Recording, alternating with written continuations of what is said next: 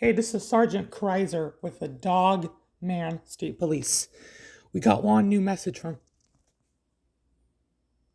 Oh, baby, you know what time it is.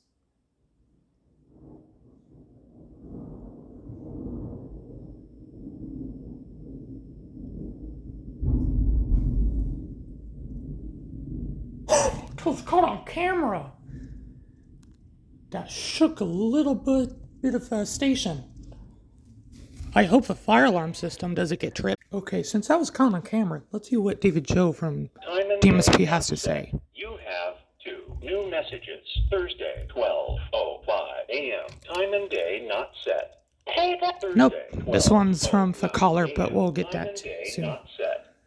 Station 47 has received a strong thunder strike close and nearby, causing the station's electrical system to flicker a little bit and causing a loud boom. This is David Joe with the Dog Man State Police Weather Association. This was captured currently at 3:25 p.m. This was a late message to deliver. Thank you. End of messages.